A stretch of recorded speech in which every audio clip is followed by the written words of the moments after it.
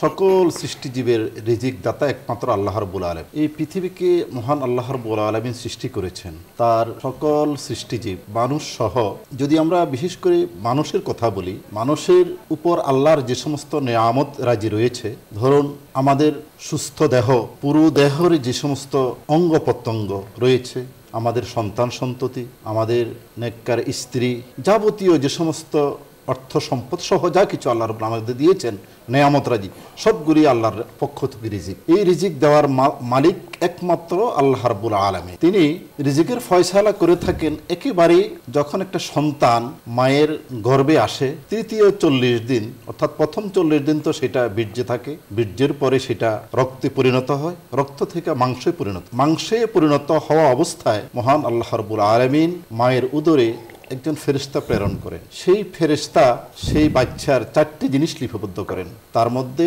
প্রথম তার রিজিক, তার মৃত্যু, তার ভালো মন্দ, তার আমল, এই 4টি জিনিস ফেরেশতা লিপিবদ্ধ করেন। তো এটা বলার অপেক্ষা রাখে না যে আল্লাহ রাব্বুল আলামিন সেই মানুষ সৃষ্টি করার সাথে সাথেই তার রিজিকের ব্যবস্থা করে দেন, এবং এটি আল্লাহ রাব্বুল আলামিন ছাড়া কাহারও পক্ষে সম্ভব নয় যে আল্লাহ রাব্বুল আলামিন কাউকে রিজিক বেশি দেন, কাউকে কম দেন।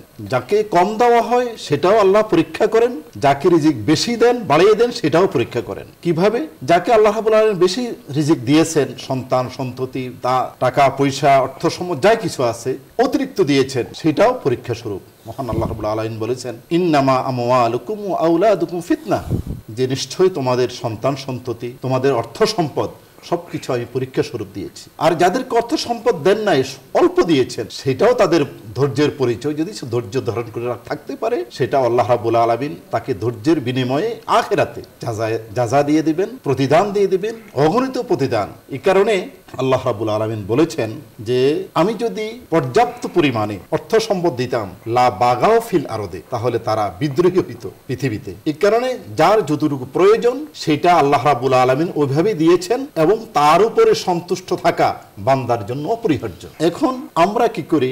আমরা আল্লাহ রাব্বুল আলামিনের বান্দা হইও কোন ক্ষেত্রে গায়রুল্লাহর কাছে, আল্লাহ ব্যতীত অন্যজনের কাছে, যেমন কিছু কিছু লোক আছে তারা মাজারে গিয়ে সন্তান চায়, মাজারে গিয়ে টাকা পয়সা চায়, যেটা শিরকের মধ্যে গণ্য। তো আমরা এমন মুসলমান হইলাম যে কেন আমরা আল্লাহ ব্যতীত সেই মাজার মধ্যে গিয়ে সন্তান সন্ততি আরাধনা করি এবং টাকা পয়সা আরাধনা করি? মুসলমান হয়ে এই শিরক থেকে আমাদেরকে অবশ্যই বেঁচে থাকতে হবে।